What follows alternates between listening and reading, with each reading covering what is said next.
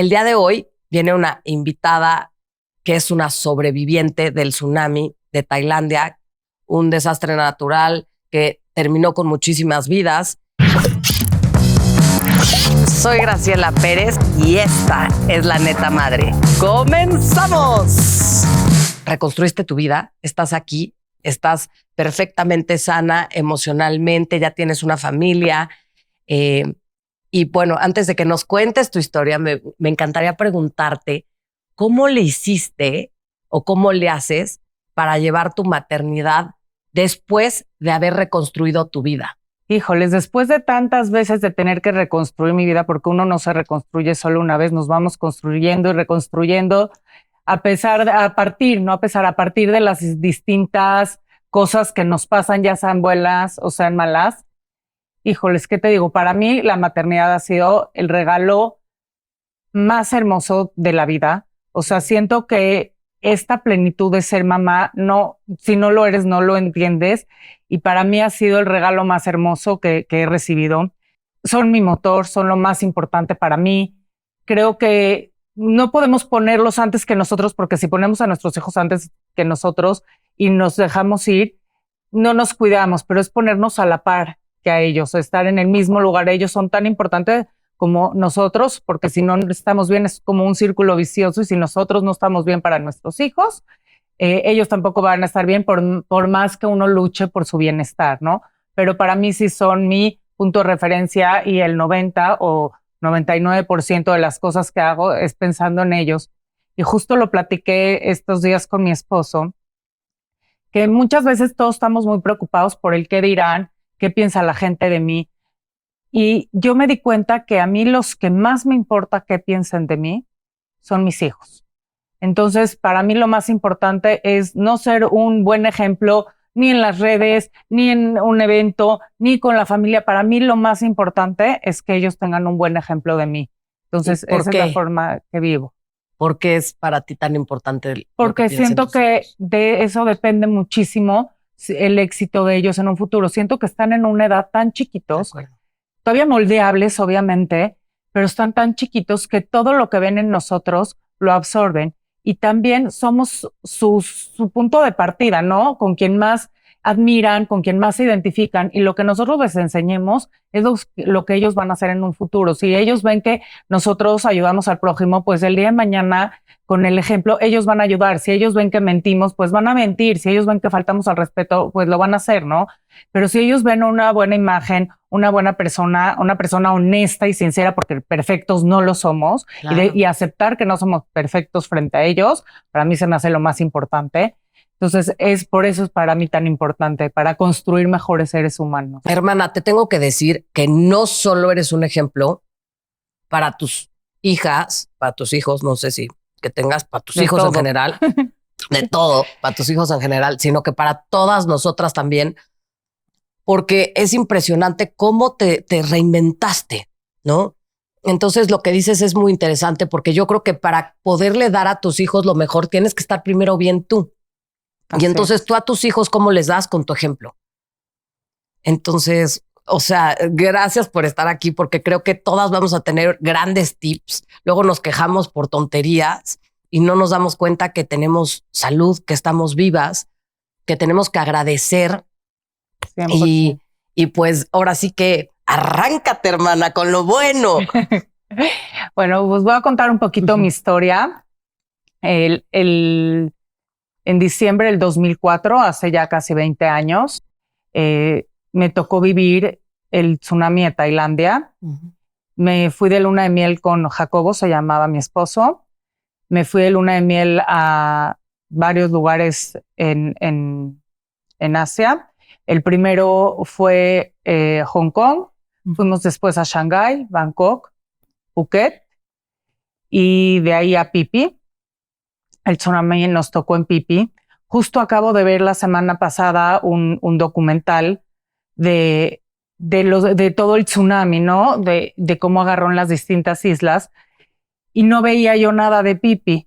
Y veía yo de Phuket y decía, bueno, no estuvo, o sea, veo los primeros 2 capítulos y digo, ay, no está tan grave. O sea, de veras, a lo mejor, de veras no está tan grave. No, ya vi le hicieron un episodio especial a Pipi, porque sí fue la isla en donde más se sufrió, más duro fue el tsunami, más duro pegó, porque es una isla que es muy chica y que el tsunami llegó por los dos lados y que, bueno, fue la peor isla en cuanto a, o sea, el peor lugar en cuanto al tsunami. Entonces, bueno, yo me fui ahí de luna de miel, me tocaba estar ahí, esa es la realidad, así es como yo lo veo. Las cosas son como tienen que ser y porque tienen que ser. A veces no sabemos, no tenemos idea, pero creo que todo viene de arriba, todo viene de Dios y me queda claro que yo tenía que estar ahí, porque primero cambié la fecha de mi boda. Se casaba un familiar y decidimos cambiarla, teníamos la oportunidad y decidimos cambiar la fecha de la boda. Mi hermano me insistió mucho en que no me fuera a Pipi a quedar, que fuera a pasar el día y me regresara a Phuket, que no valía la pena, que no había mucho que hacer. Bueno, yo insistí en irme a Pipi y quedarme 2 noches en Pipi. Y bueno, todo empieza cuando decidimos irnos a Pipi con una lancha rápida. Habían 2 formas de llegar a Pipi. Una era con una lancha rápida, otra era con un ferry. Decidimos irnos en la lancha rápida para visitar otras islas antes y después llegar a Pipi. Entonces pasamos por otras islas y en una de las islas donde no hay hoteles ni nada, nada más ahí sí es como para sentarte, nada más meterte al mar y ya. Yo durante todo el camino me la había pasado vomitando todo el camino. Yo soy súper vomitona, me mareo muy fácil, pero esto fue algo fuera de serie. Me tomé Dramamine, me dieron medicina ahí como local, me dieron para oler menta, todo, jengibre, masticar, o sea, todo lo que pude y yo no podía parar de vomitar en la lancha, me la pasé fatal. Y entonces cuando llego a esta isla, me volteo con Jacobo y le digo, creo que hoy es el peor día de mi vida. Y cada que digo esto se me quiebra la voz porque realmente 24 horas después se convirtió el peor día de mi vida. Entonces estuvimos en esta isla, de ahí nos fuimos ya a Pipi a hacer el check-in en el hotel.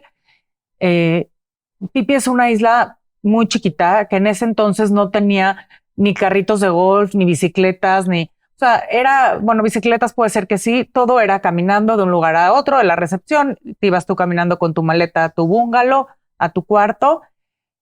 Y bueno, nos fuimos al bungalow, después nos salimos a leer un ratito en la tarde ahí afuera de la playa y en la noche fuimos a cenar al restaurante del hotel.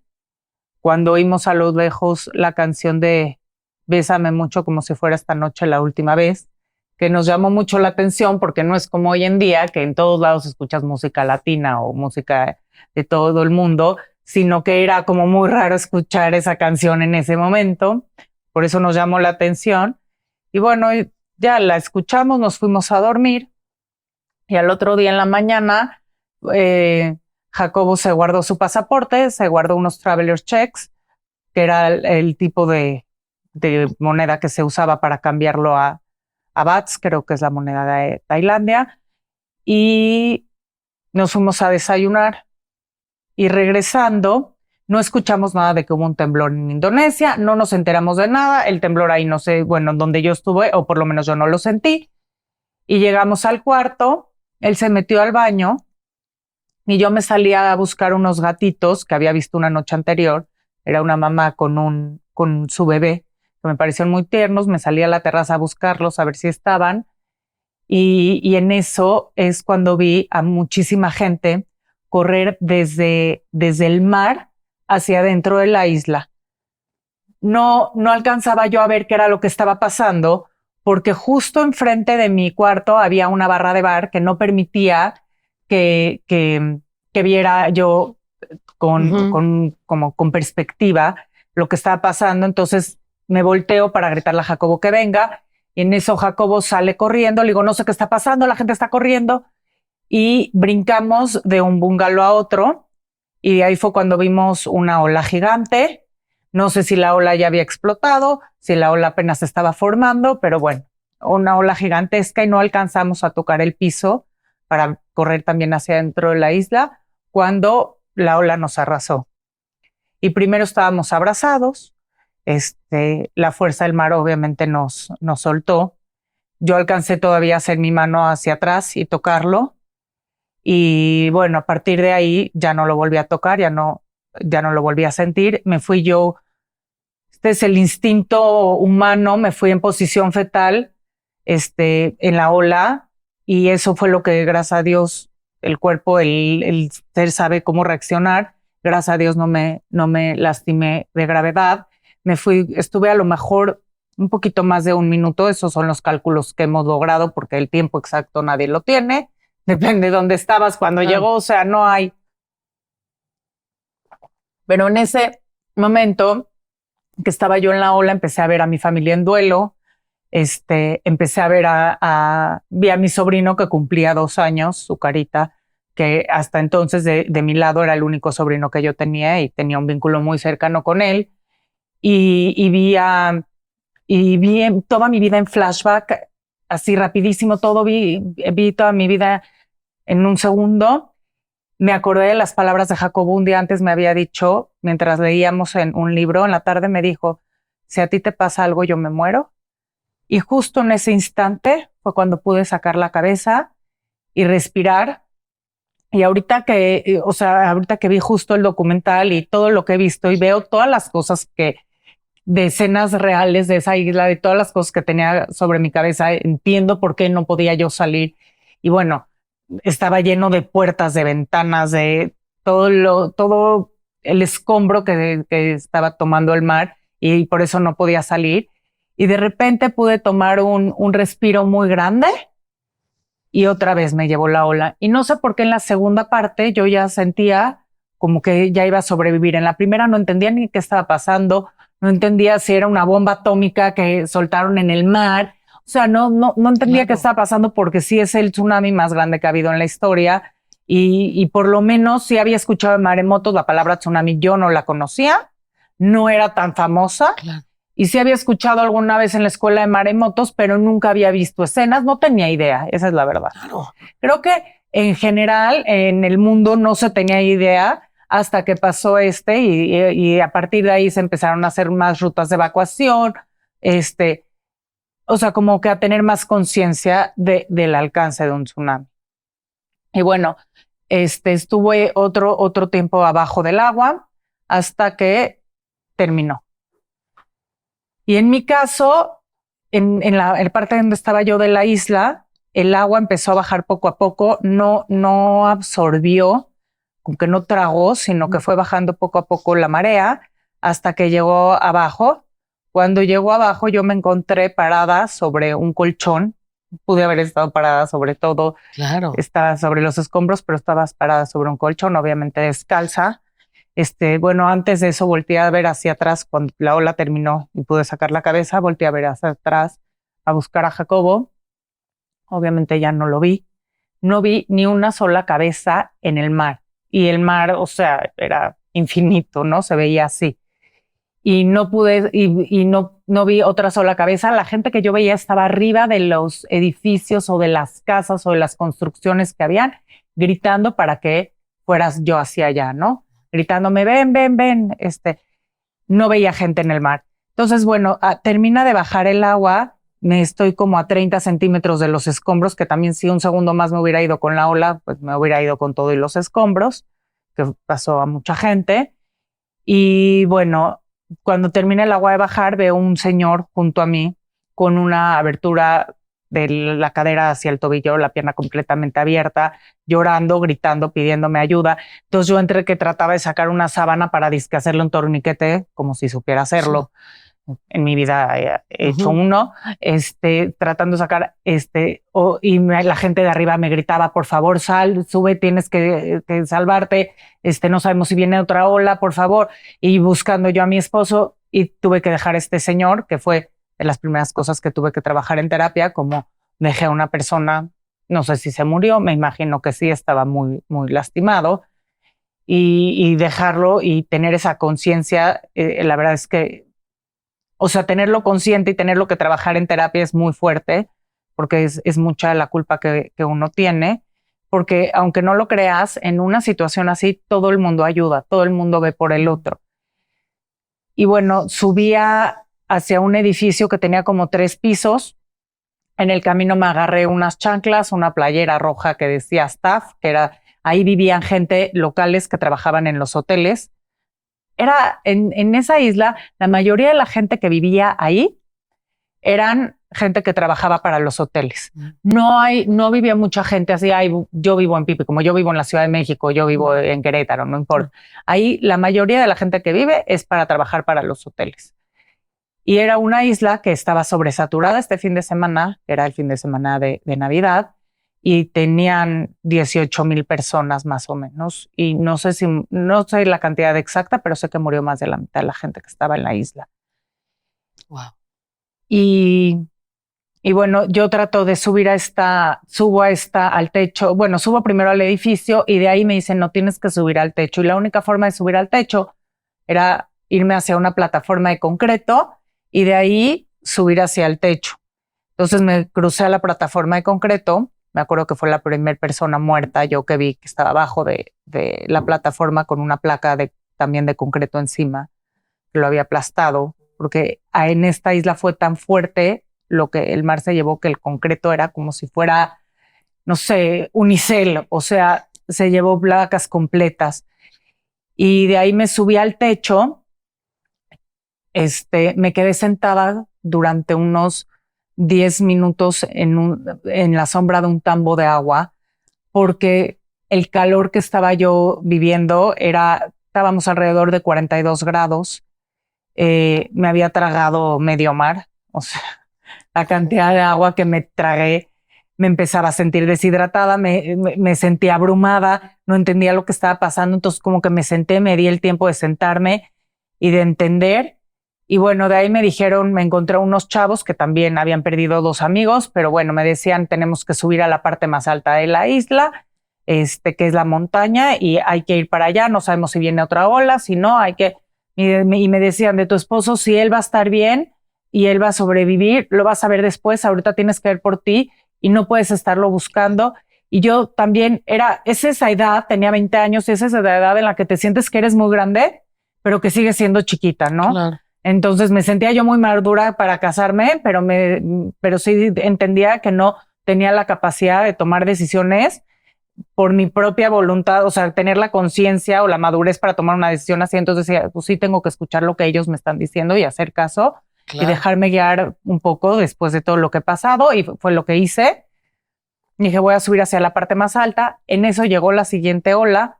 No, o sea, no fue más grave, fue de menor intensidad. Entonces yo siento que, bueno, nada más terminó por llevarse lo que había. Tú ya no dejado. estabas ahí. Yo ya no estaba ahí. Y me fui hacia la montaña, pero para subir a la montaña la única forma de cruzar era entrar a un bar, cruzar un bar que habían roto la pared y por ahí íbamos a pasar a la falda de la montaña, digámoslo así. Entonces, bueno, en la corrida dicen viene otra ola, empiezo a correr, pierdo estos chavos y ya me quedo sola, pero bueno, llego al bar y veo gente tomando, pero no es que los estaban atendiendo, ¿verdad? Obviamente, sí. Estaban gente que agarró las botellas y ante la crisis, el miedo, el shock, empezaron a tomar, a emborracharse. Entonces veía yo a gente muy borracha y no entendía, decía, ¿cómo? Después de lo que está pasando, están así en este estado, o sea, peor se ponen, más vulnerables, ¿no? O sea, se están locos. Y veía gente muy, muy pasmada, muy asustada, y veía gente como que de verdad parecía un mundo, y es que en ese momento todo era surrealista. Y me cruzo a la montaña, me siento ahí, de repente se me resbala la chancla, me bajo yo, dizque por mi chancla, me resbalo también, quedo más abajo, ya muerta de sed, ya no aguantaba la sed. Unas personas ahí locales me vieron así, me ofrecieron agua, me dieron agua. Te digo que todo el mundo trataba de ayudar, de ver por el prójimo. Les preguntaba yo a la gente si alguien hablaba inglés, nadie hablaba inglés.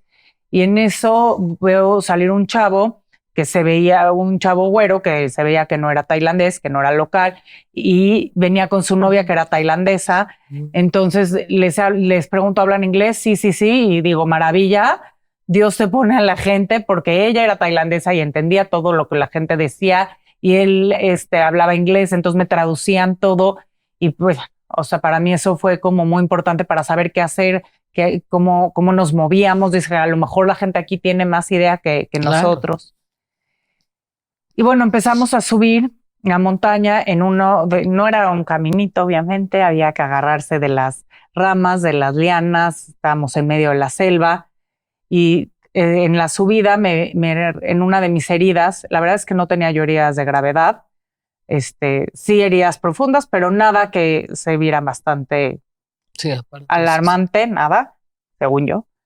Y me pegué en una de las heridas y me empezó a chisguear sangre como si fuera pipí. Entonces, así esta chava se da cuenta, me dice, te está brotando sangre, necesitamos hacerte un torniquete. Los torniquetes que según yo me hice, porque sí alcancé a agarrar unas playeras, cuando agarré la playera de staff, ya se me habían resbalado, obviamente no sabía yo ni qué hacer.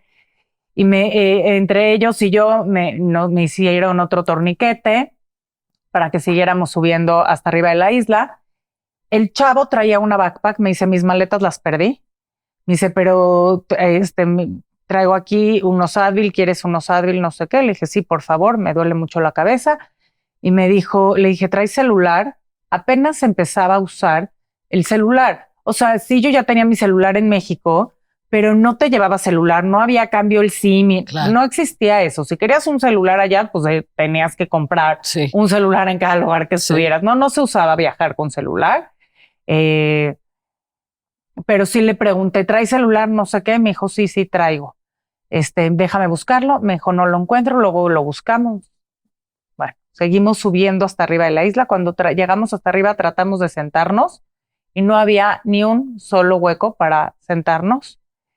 Bajamos un poco hacia el otro lado de la isla y ahí sí ya encontramos en los bungalows de la montaña como una terracita y nos sentamos afuera de un bungalow. Empecé a llorar, estaba muy asustada y de repente salen dos personas del cuarto y me dicen, ¿qué te pasó? ¿Me ven? ¿Qué tienes? ¿Estás bien? ¿Qué te pasó? Y les digo, ¿cómo? ¿No saben lo que pasó? Bueno, ellos ni enterados, ya habían pasado creo que 8 horas o 6, 8 horas del tsunami. Ellos nunca se enteraron, no veían, no habían visto la ola, no habían bajado, no tenían la menor idea. Y en eso empecé yo a contarles, a explicarles, y se empezó a armar un grupo como de ayuda. Veíamos muchos helicópteros que venían, la mayoría que venían eran de noticias, no venían a ayudar. La ayuda del gobierno es un país pobre, o lo era en ese entonces, y la ayuda del gobierno tardó mucho en llegar. Creo que tardó alrededor de 72 horas en llegar. También estaba muchísima parte afectada, no era el único lugar. Entonces ellos trataron de ver la forma de sacarme de ahí, y justo me metí yo al baño, que me dijeron no te veas al espejo. Lo primero que hice, claro que fue verme al espejo, y me acuerdo, es una de las imágenes que no se me borra, de ver mi cara de miedo, de susto, de dolor, de no saber dónde estaba Jacobo. Obviamente yo todo este tiempo buscaba, preguntaba, les decía, les explicaba lo que me estaba pasando, que estaba de luna de miel, que no sabía dónde estaba mi esposo, que la ola nos agarró a los dos juntos. Luego me decían aquí en México, cuando contaba mi historia, me decían que él no sabe nadar. Les digo, o sea, no. No es natación, claro, no es clase de natación. No, el problema de los tsunamis es que como dices, todas las cosas te absorben y te pegan las cosas. Claro, no se trata de nadar. Claro. Y bueno, empezaron a ver la forma de sacarme de la isla, y entonces hizo un grupo muy grande y la única herida ahí era yo, y la única también ahogada ahí era yo. La verdad es que no hay mucha gente en la isla que yo estuve. Sí había mucha gente herida, pero más gente herida que durante el camino se lastimó, se corrió cuando se treparon, así. Habían mucho más heridos, más que ahogados por la ola. Ahogados por la ola fuimos muy, muy pocos los que sobrevivimos en esta isla, que nos ahogó y que sobrevivimos, fuimos muy pocos. Entonces, bueno, vieron que la única forma para sacarme de la isla era a través de unas lanchitas que estaban saliendo desde lo que quedaba del puerto, digamos, donde era el puerto, y esas lanchitas iban hacia un ferry. Yo siempre tuve la idea que ese ferry era un ferry de turistas que había ido a pasear y en el Inter les tocó el tsunami y se quedaron varados ahí. La verdad es que cuando la gente que estaba en lanchas, que estaba snorkeleando, buceando o en ferries, no lo sintieron y no les pasó nada. O sea, el tsunami llega cuando llega a la plataforma de la isla, no cuando estás más hacia adentro, el mar. Entonces la gente ahí, algunos del ferry dijeron que sintieron movimiento y así, pero en realidad esa gente no le pasó nada.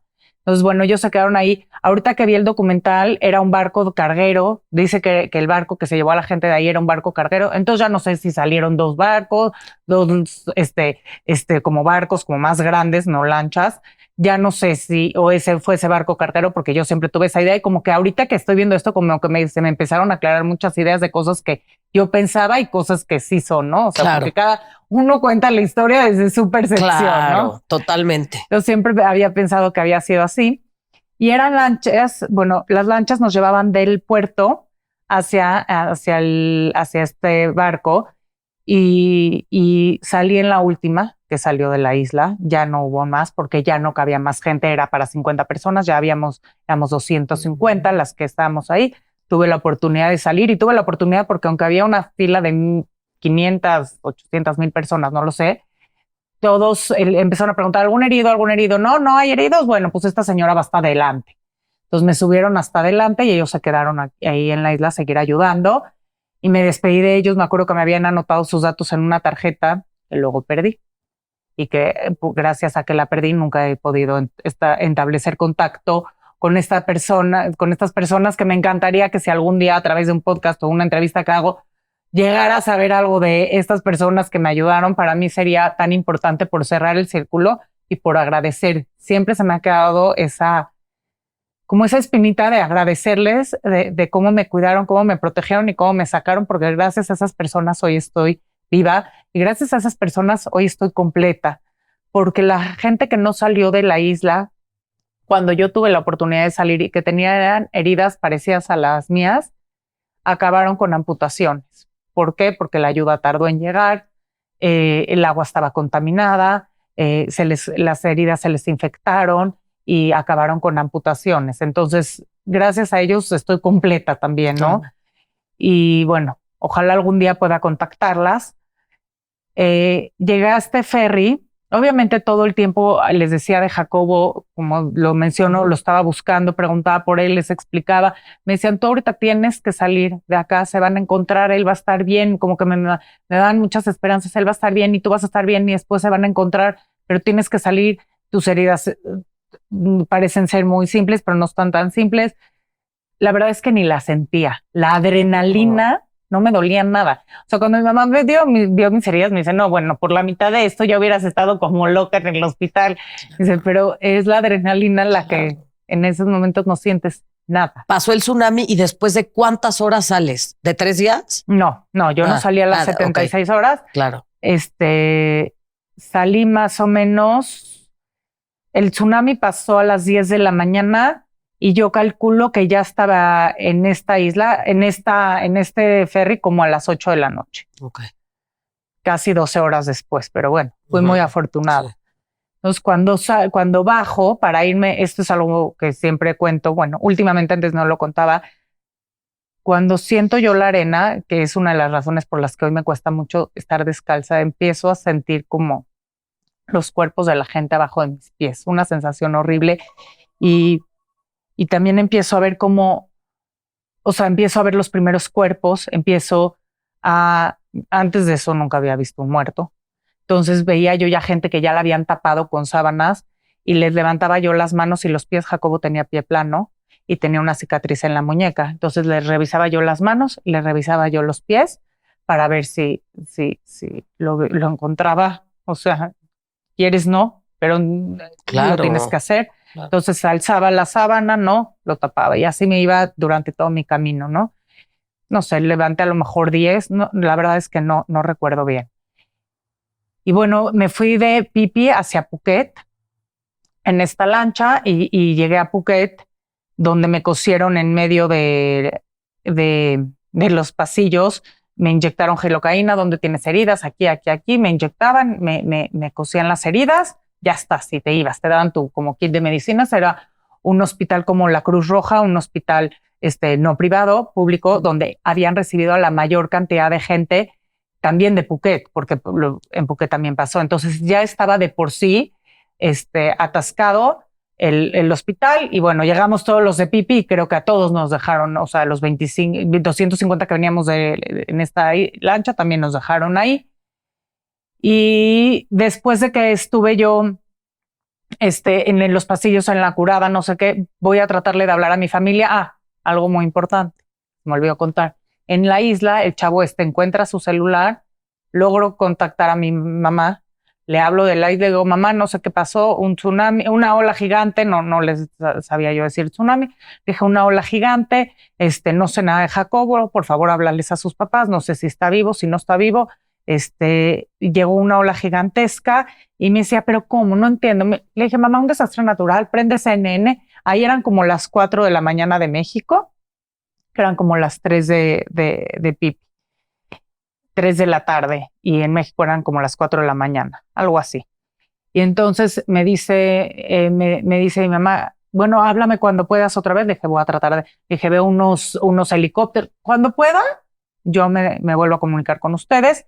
En el hospital las líneas estaban saturadas, ya no pude hablar con ellos, pero de repente veo free internet y veo 3 computadoras libres.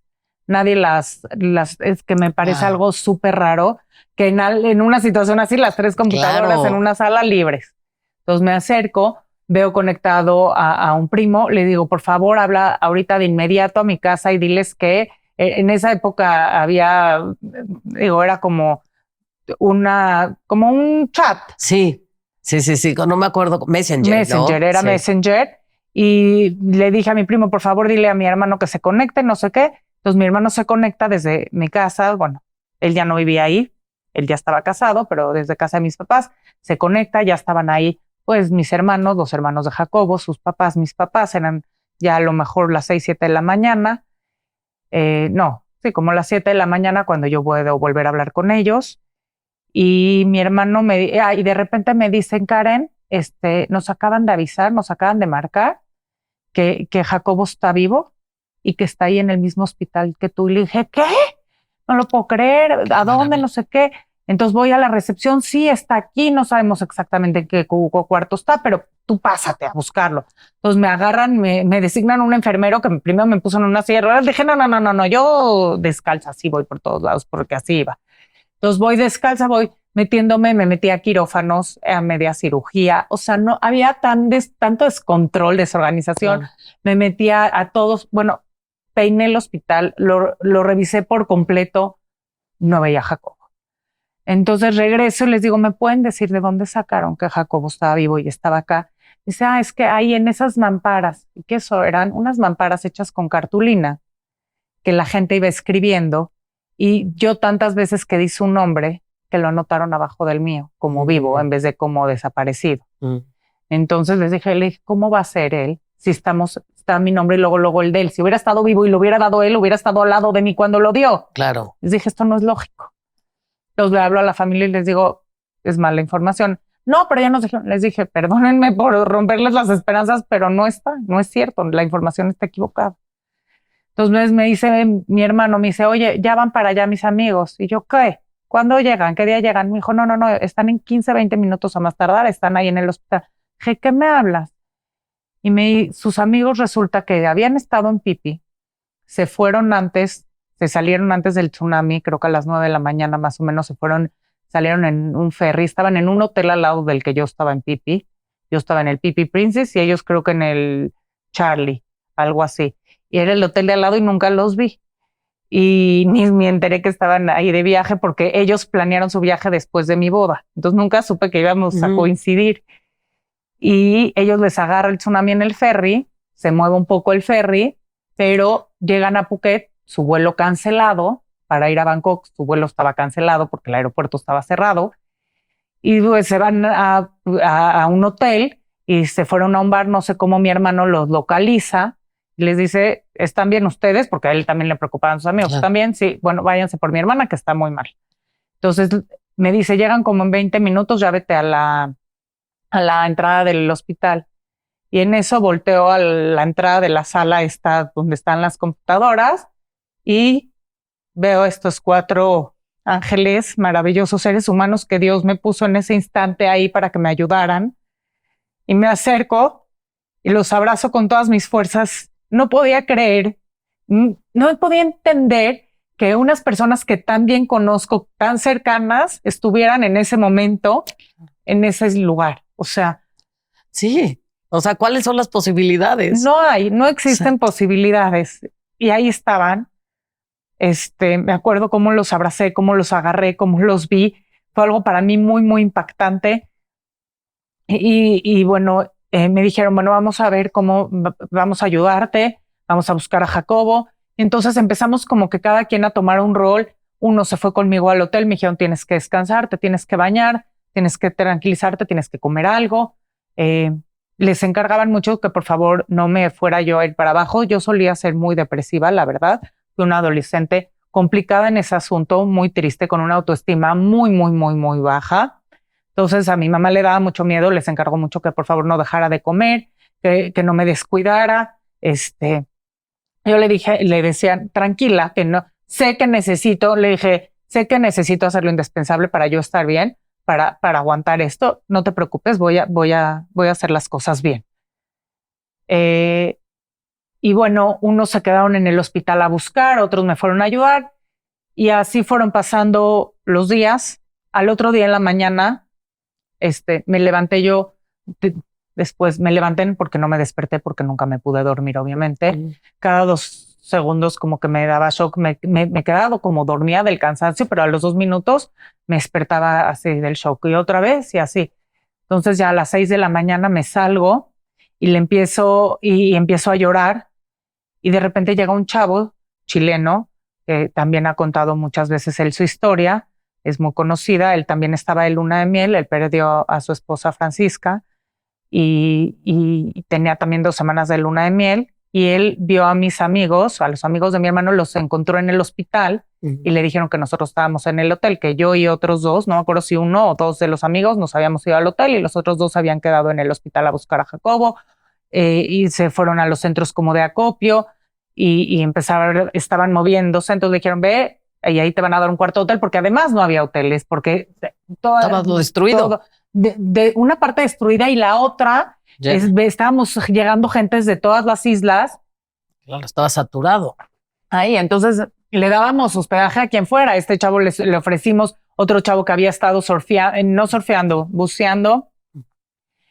También le dijimos, te quedas con nosotros. Se durmió ahí, dormíamos no sé cuántas personas en los cuartos. Teníamos 2 cuartos, ellos sí lograron agarrar 2 cuartos, que la verdad nos sirvieron de mucho. Y a los 3 días, el tsunami pasó el domingo. Mis papás y los papás de Jacobo llegaron el miércoles en la mañana porque para llegar a Tailandia necesitas visa. El consulado de Tailandia en México estaba cerrado el domingo, entonces de aquí a que les abrieron pudieron sacar las visas. A mí me parece un poco ridículo que en una situación así pidan tanta documentación, pero bueno, llegaron y llegaron primero en un vuelo mi mamá y la mamá de Jacobo y en el siguiente vuelo los papás, ¿no? Como que las mamás son las que más están sufriendo, la verdad. Claro. Entonces llegaron ellas 2. Yo no había visto nada de medios o no me había fijado. Lo único que me había dado cuenta de los medios era que habíamos impreso en hojas, tamaño carta, una foto de Jacobo con la información de Missing y la información de él en tailandés y en inglés. Y la habíamos pegado en todos los centros de acopio, en el City Hall, que era donde se unieron como todos los países a poner sus mini sedes, en los hospitales, en todos los lugares donde se estaba moviendo la gente, pusimos la foto de Jacobo y yo le había dado la foto también a Reuters para que la pasara a todas las televisoras y las transmitiera, porque yo decía, si él está en otro lugar y está bien, va a ver su foto, lo que fuera. Y ese era el único contacto con medios que yo había tenido. Pero aquí empiezo llego al aeropuerto, abrazo a mi mamá y en eso salen camarógrafos a tomar fotos como locos. no sé de dónde salieron los paparazzis, y en eso me toman les grito ¡ya! Y me toman una foto que siempre lo cuento de una foto desgarradora cuando yo no estaba así. Una foto súper amarillista que dio la vuelta al mundo y recorrió todos los periódicos del mundo. Hace poco traté de buscarla en Google y ya, gracias a Dios, no me aparece, pero hasta hace poco mis hijos todavía la habían encontrado. Y mi hermana le decía a mi mamá, ¿cómo está? Sí, está bien. Ella le decía, está bien ella, está consciente, no está en estado de shock, está reaccionando muy bien a todo esto. Están muy preocupados por mi parte emocional. Pero le dijo, está bien, tranquila. Empecé a trabajar desde ahí en terapia. O sea, a mi familia le preocupaba tanto esto, cómo iba a reaccionar yo por todos mis antecedentes. No es que hice cosas muy graves antes, pero sí era muy gris. Y entonces daba mucho miedo mi reacción ante esto. Entonces desde ahí empecé a trabajar con una especialista en trauma, con una mujer súper preparada. Y ella, a través, por teléfono diario hablábamos, estando yo en Tailandia, como 1 hora, y me trataba emocionalmente. Y ella fue mi terapeuta durante todo este proceso terapéutico, ¿no? Y bueno, pasaron 2, 3 días. Bueno, al siguiente día que pasa esto, no, a los 2 días, no me acuerdo exacto, mi papá y los papás de Jacobo deciden que van a ir a la isla de Phi Phi a buscarlo, a ver si ven algo, porque ya habíamos recorrido todos los hospitales de la zona, toda la gente que había sobrevivido ya estaba en Phuket, ya habían llegado todos los sobrevivientes y él no aparecía. Dijeron, tenemos que ir ahí, el panorama está muy negro, no hay de otra, hay que ir ahí. Pero mi mamá ya veía mis heridas sumamente infectadas. Me dijo, tú me dijiste que no tenías nada y tus heridas ya están asquerosas. Entonces me llevó a un hospital a que me curaran. Entonces, para eso, ese día que ellos llegan, 3 de los amigos de mi hermano se regresan a México ya con la necesidad de ir a casa de todo el desastre que ellos vivieron. Sus familias ya les surgía que regresaran porque se hablaba de pues, toda esta catástrofe de que el agua estaba contaminada, que no tomábamos agua contaminada, tomábamos agua embotellada. Pero pues obviamente estaban con mucho nervio, se van 3 y uno dice, yo me voy hasta que ustedes se vayan y me quedo, y ni modo. Entonces él se quedó y él y mi mamá me llevan a este hospital mientras mi papá se va con los papás de Jacobo a Phi Phi. Y en este hospital a mí me abren las heridas, me las empiezan a raspar. Ahí sí me dolieron. Dice mi mamá que gritaba como una loca, pero sí, porque ya estaban infectadas. No me pusieron gelidocaína, me empezaron a raspar las heridas, un dolor horrible. Como que ahí fue como que la primera vez que sentí de verdad un dolor físico, después de todo, porque de veras yo no sentía nada. O sea, me acuerdo que traía una chamarra de borreguito de uno de los amigos de mi hermano, porque me estaba helando y estábamos, no sé, a 38 grados. O sea, y yo tenía frío. De veras mi cuerpo no sentía. Hasta ese momento que me abren las heridas, me las empiezan a curar. Nos vamos, después de eso, de repente recibimos una llamada por parte de mi papá y de los papás de Jacobo. Habían ido a la isla y de regreso unas personas le pidieron aventón en la lancha que habían rentado. Y estas personas les dijeron, oye, ¿qué crees? Es que encontramos esta bolsa tirada ahí en el piso. Dice, ¿cómo? Dice, sí, es que esta bolsa estaba tirada y está llena de pasaportes. No sé a quién se le ocurrió la idea de quitarle las identificaciones a los cuerpos, que es lo más ilógico que puede existir, porque es la única forma de identificar. Digo, aunque yo pienso que todas las personas deberíamos de cargar con nosotros una plaquita de identificación. Yo no desde ese momento no las conocía, pero desde hace muchos, muchos años, a lo mejor 10, traigo siempre una placa de identificación conmigo, con mis alergias, con mi tipo de sangre, mi nombre, teléfono. Sí. Para mí es sumamente importante. Después fue como de las cosas que se me quedó. Y bueno, les dijeron, busquen a ver si ven el pasaporte de su familiar, y en eso empiezan a buscar y aparece el pasaporte de Jacobo. Entonces me hablan y me dicen, oye, Jacobo traía su pasaporte, y yo les digo, sí. Pues acabamos de encontrar el pasaporte. Para mí fue una paz, porque decía, pues va a aparecer, ¿no? O sea, va a aparecer vivo o no vivo, pero va a aparecer porque él lo traía en su short, y su short traía un cierre y lo traía puesto. Entonces va a aparecer. Para mí eso fue como una tranquilidad muy, muy, muy grande. Y después de unos días, después de estar buscando en morgues, en fotos, porque empezaban a proyectar fotos de los cuerpos que se encontraban, todo esto, decidimos que era momento de regresar a México y que la Embajada de México se iba a encargar de buscar su cuerpo y de rescatar el cuerpo o a Jacobo, ¿no? Claro, obviamente. Claro. Pero bueno, cada vez las posibilidades eran mínimas de que estuviera vivo. Entonces que ellos se iban a encargar y nosotros nos regresáramos a México. Lo necesitábamos ya. Necesitábamos el apapacho, necesitábamos sentirnos en casa. Claro. ¿Y ahí tú cómo te sentías? O sea, cuando no se encontraba ni a Jacobo ni su cuerpo, o estabas tan en shock que todavía no pensabas. Sí, yo desde ahí sentía, desde que estuve en la isla sentía que él no iba a sobrevivir. ¿Y por qué? No es porque yo pensara que, porque yo sí, él no, porque no entendía cómo yo estaba viva. Decía, no entiendo cómo es un milagro que está aquí, no entiendo cómo estoy viva. Claro. Y como cuando saqué mi cabeza, no lo vi a él, dije, si hubiera sobrevivido, hubiera estado ahí, pero no estaba. Y si hubiera sobrevivido, ya hubiera llegado. Y estamos en el mismo lugar, en el mismo momento, en el mismo instante. Entonces, cada vez las esperanzas eran menos, esa es la verdad. Y bueno, yo ahí ya estaba pues, con mucho miedo, ya sin ganas, decía, yo no voy a regresar a la universidad, yo no quiero hacer nada en mi vida. Y una noche me agarra el amigo de mi hermano y me dice, a ver, Karen, tus papás están nerviosísimos, el panorama está muy negro, lo más seguro es que él ya no esté, y tus papás tienen mucho miedo de tu reacción y de cómo vas a tomar las cosas y que entres en una depresión. Primero, no puedes dejar la universidad, que ni se te meta, yo no le había dicho a nadie, pero me dijo, ni que se te meta esa idea en la cabeza, tienes que estar la mayor parte del tiempo ocupada para que no estés pensando en eso todo el tiempo y tienes que ir a terapia. Y me dijo, no, todo lo que tienes que hacer y tú tienes que estar bien, porque si tú no estás bien, tus papás no van a estar bien y no te van a poder apoyar y ayudar. Entonces es un círculo vicioso que depende de ti. Tú eres el principal. Si tú estás bien, ellos van a estar bien, entonces te van a poder ayudar, entonces vas a seguir bien. O sea, así tiene que ser, es una cadenita. Tienes toda la razón. Y al otro día nos regresamos a México. Bueno, en el aeropuerto nos dijeron que habían encontrado a alguien que se parecía a Jacobo. Fuimos a Krabi, creo que había sido, a 3 horas de Phuket, algo así, regresamos y bueno, pues no era, ¿no? Esa persona que estaba ahí, nos dijeron, no, él ya salió y estaba bien porque era una foto la que vimos, nada más se veía como el pie plano y unos shorts grises, me dijeron, no, esta persona ya salió de aquí del hospital y ya salió caminando, entonces no es.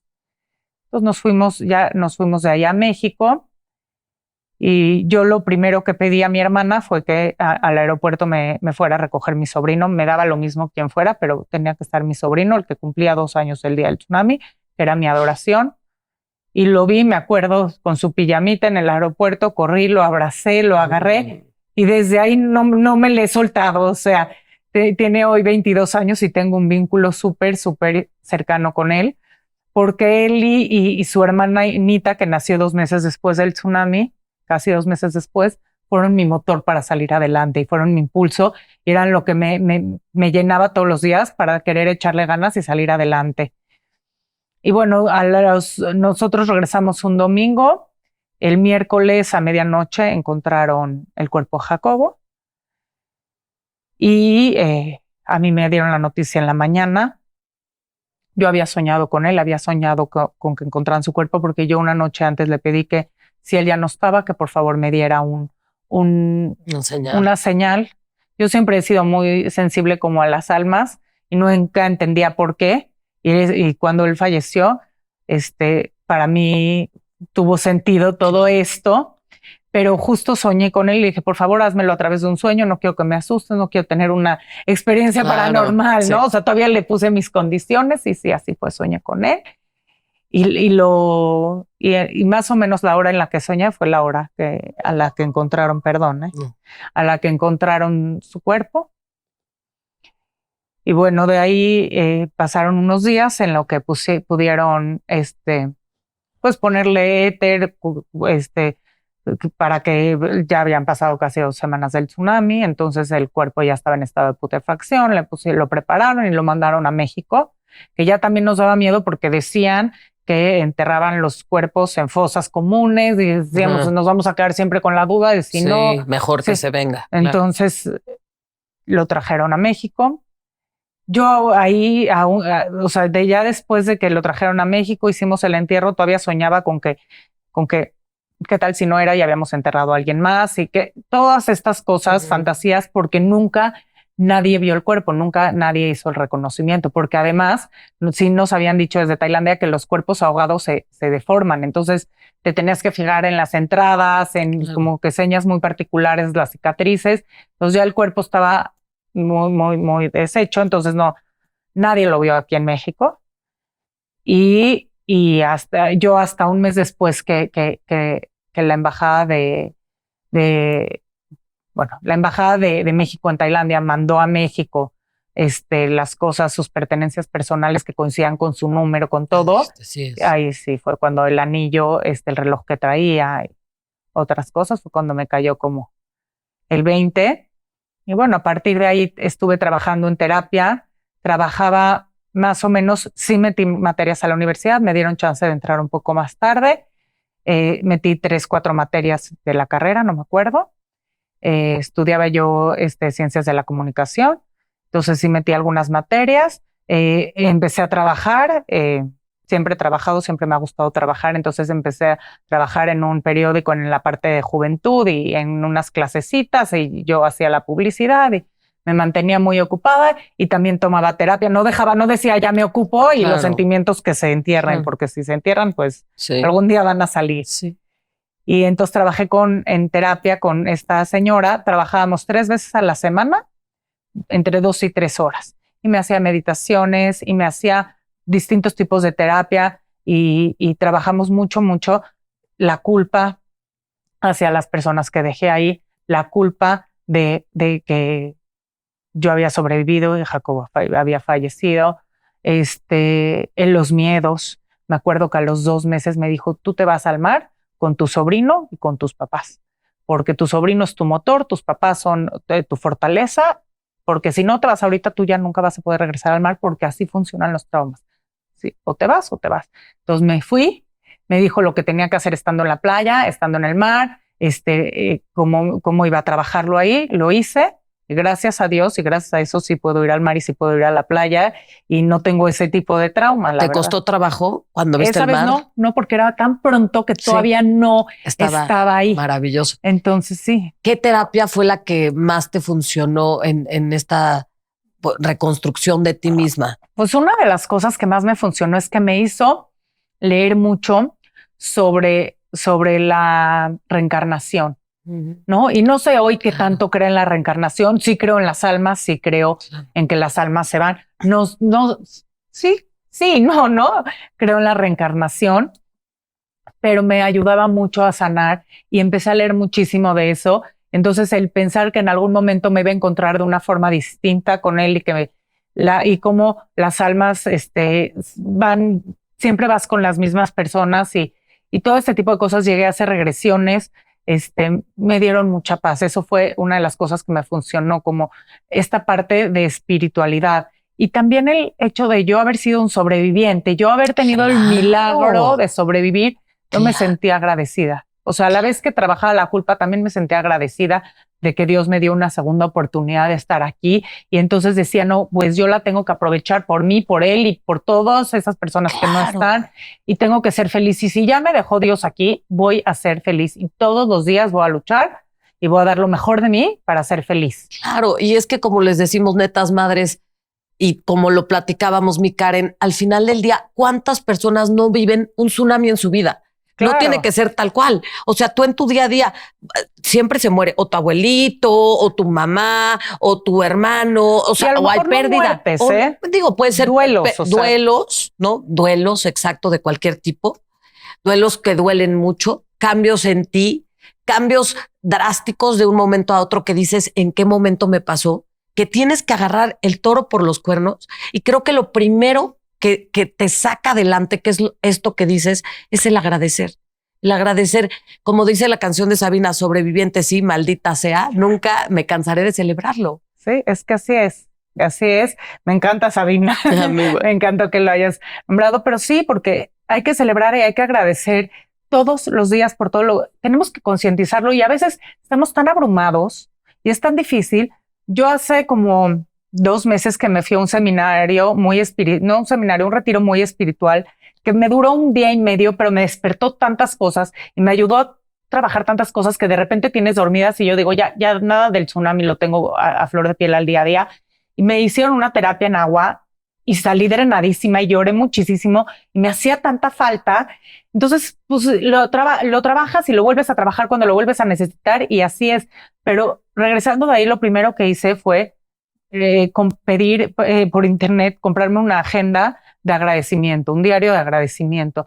Entonces, todas las mañanas lo lleno y todas las noches lo lleno para yo hacerme consciente de las cosas buenas que tengo y de las cosas maravillosas que me pasan todos los días, porque estamos de verdad a veces tan abrumados que no nos damos cuenta de las bendiciones con las que y como tú dices, tú misma, sin que, o sea, te reconstruiste, o sea, porque tu mamá decía, es que me da miedo porque Karen es depresiva. Y saliste de esa depresión y... No, nunca caí en una depresión. Nunca caíste. Nunca tuviste, o sea, ni caíste, nada, como dices. Nada, nunca. O sea, de ser esta persona que decías un poco negra, gris, pasó esto y le diste un giro a tu vida por completo, que además eso te permitió crear una familia hermosa, que es la que tienes hoy en día, que es otro agradecimiento. Otra reconstrucción tremenda. Y entonces, ahora con tu papel como madre, eres un gran ejemplo, como ya platicamos, pero ¿cómo manejas ese tema con tus hijos? Es que te voy a explicar. Yo ahorita, mis hijos fueron de mi segundo matrimonio. Tuve 2 hijos, que digo que esos son mis hijos de sangre. Y me divorcié hace ya muchos años. Y hace un año, después de 6 años de una relación, me volví a casar y mi esposo es viudo y enviudó con 3 niños chiquitos que en ese entonces tenían 3, 5 y 8 años. Ahorita ya están más grandes, ya pasaron los años, pero bueno, los conozco hace muchos años. Y entonces esos 3 niños son mis hijos de corazón. Entonces son 2 de sangre y 3 de corazón, y en la que trato de ser pareja igual con todos. Y ha sido distinto cómo hemos tomado esto. Ninguno de los 5 tiene historias de vida fácil. Mis hijos, su papá se fue a vivir a Estados Unidos, no tienen relación con él, hace muchos años no lo ven. Y para ellos superar esto, duelo fue muy fuerte. Y la primera vez que yo lo abrí fue con mi hija Ruth, que le dije, yo la veía como tristezona, tenía poco que su papá se había ido a vivir a Estados Unidos y la veía tristezona, pero a la vez era el 26 de diciembre y entonces la gente empezaba a hacer comentarios del tsunami, y entonces los vecinitos, dije, no, hoy se lo tengo que decir a ella porque se va a enterar por los vecinitos de que su mamá vivió el tsunami. Entonces dije, no, está muy chiquita, pero ya lo tiene que saber. Entonces agarré y le dije, mamita, tengo que contarte algo. Me la llevé en el coche y le dije, a ver, ¿tú cómo me ves a mí? Le dije, ¿me ves feliz? ¿Me ves triste? Me dice, no, yo veo que eres una persona feliz. Le dije, ¿me ves que soy positivo? Que no. Me dijo, sí. ¿Y cómo me ves? ¿Me ves fuerte o me ves que soy débil? No, eres muy fuerte, mami. O sea, la empecé a hacer. Le dije, bueno, te voy a contar mi historia porque tú no sabes toda mi historia, lo que me ha pasado, y también me la he pasado difícil y mira que sí estoy bien. Entonces esa fue la forma en la que se lo conté la primera vez, que vieran. Y al otro día se lo conté a mi hijo, todo a su nivel, a su entendimiento, a su comprensión. Y les dije, ustedes me ven bien, esto me ha costado, he tenido que hacer esto para salir adelante, pero estoy bien y ustedes van a estar bien. Y se los puse para que ellos, me lo dijiste ahorita, cada quien tiene su propio tsunami, su propia historia. Y para ellos esto era lo más fuerte que estaban viviendo, pero para darles a entender que esto también pasará. Yo uso un anillo todos los días que tiene una frase que dice, también esto va a pasar. Y se aplica para las cosas buenas y las malas. Las malas, cuando lo estás viviendo, también va a pasar, porque yo siempre he dicho que el mejor aliado en esto de los procesos de duelo es el tiempo, sin duda, y hay que darle tiempo al tiempo y a sentir. Entonces, también esto pasará, pero también las cosas buenas pasarán. Entonces, hay que vivirlas y disfrutarlas mientras estén. Oye, mi Karen, algo que comentabas muy interesante es que, netas madres, no nada más somos mamás, somos mujeres. Entonces me encanta que también tú te hayas abierto a contarles a tus hijos tu lado vulnerable. Claro. No, oye, mamita, ¿cómo me ves tú? ¿Fuerte? Sí, pero ¿sabes qué? Detrás de esta fortaleza lloré, sufrí, perdí a un ser que yo amaba, me encontré sin saber qué hacer, ¿no? Porque a veces se nos olvida y nada más le decimos a nuestros hijos, sé fuerte, sé valiente. Échale ganas. Cuando tú te estás tragando una tristeza fuerte por algo que estás viviendo en el momento. Claro. Entonces, parte de también sanar las heridas familiares, romper con patrones, es quitarnos un poco de vivir con secretos, ¿no? 100%. Yo sí, eso es algo que creo. Yo con mis hijos, con los 5, somos como que mi esposo y yo somos como muy abiertos en todos los temas y no hay tabús. De ningún tipo, o sea, no hay tabús de lo que está pasando, o sea, de este tipo de situaciones, de la mamá de ellos se habla abiertamente, y cuando se acuerda su papá de ellos, le dice, ay, a tu mamá le encantaba esto, o sea, no hay ese tipo de cosas de, ay, no la vayas a mencionar, no se le vayan a mover al niño las cosas, no, esto es lo que les tocó vivir y ni modo, no tienen a su mamá y ni modo, es lo que les tocó y están bien y son niños felices y son niños fuertes, no hay que esconderles las cosas, pero te digo, no hay secretos en cuanto a los temas de la muerte, no hay secretos en cuanto a los temas del dolor, la sexualidad se habla en la mesa, les hablamos de drogadicción, obviamente todo a su nivel porque están chiquitos, o sea, el más chiquito tiene 10 y el más grande va a cumplir 15, están muy chicos, pero están en un mundo con demasiada información en donde prefiero yo darles de información a su nivel a que la estén recibiendo de otros medios, es la verdad. No, completamente, mi Karen. Y bueno, para finalizar, mi Karen, me encantaría preguntarte, ¿qué le dirías el día de hoy a tu niña interna? Joles, me cuesta mucho hablar con mi niña interna porque me caía bien mal. O sea, la verdad es que la autoestima y la seguridad que tengo hoy y lo empoderada que me siento, claro que todo fue a través de las lecciones que me tocó de vida, ¿no? Porque después del tsunami, después de mi divorcio, pasan y lo que tienes que decir es para que, no por qué me pasó, sino para qué me pasó y decir qué voy a aprender de esto, ¿no? Entonces, yo, como te dije y como lo platicamos, me transformé, me di un giro de 360 grados a mi personalidad y la verdad es que me cuesta mucho hablar con esa niña interna, pero lo que le puedo decir es lo que les digo, lo que me digo a mí misma siempre y lo que traigo en mi anillo, también esto pasará. Entonces, disfrutar los buenos momentos y pensar que los malos va a pasar. También yo cuando me divorcié, yo decía, que pasen 6 meses, estoy segura que en 6 meses voy a estar mucho mejor y así fue. Entonces, también esto pasará y no tengas miedo y vas a estar bien y vas a ser una campeona y vas a tener una familia preciosa y vas a aprender a disfrutar y amar a la vida, que yo no la amaba y no estaba aferrada a la vida y a partir del tsunami me aferré a la vida. Y entonces decir, hoy, obviamente que lo que más miedo me da es la muerte. Por más que la tengo súper tangible y he tenido muchos contactos de la muerte también. Hace unos años falleció mi abuelo, que era la persona que yo más admiraba en el mundo. Y creo que se cumplen, no me acuerdo si ya no me acuerdo si 3, 4 años, este diciembre, también en diciembre, que falleció mi abuelo y para mí, y falleció estando yo con él solos, para mí fue algo muy significativo y he tenido tantas veces estos contactos, igual no, para mí es lo que más miedo me da. No ver disfrutar a mis hijos, no verlos crecer, no verlos triunfar. Entonces, sí, claro que es de mis mayores miedos. Antes no era mi miedo, ya decía, no quiero estar aquí, no quiero estar en este mundo tan duro. Y pues hoy es lo que más miedo me da. Hermana, ya están triunfando con una madre como la que tienen, una madre sobreviviente. Te felicito por contar tu historia, por ser la neta madre, por hablar sin tapujos. Y bueno, ya te dije que para finalizar lo de tu niña interna, pero no sé si le quieras dejar un mensaje a la gente que nos está viendo, a todas las mujeres que quieren reconstruirse, pero les da miedo, que no saben cómo empezar. Pienso que lo más importante es confiar en uno mismo.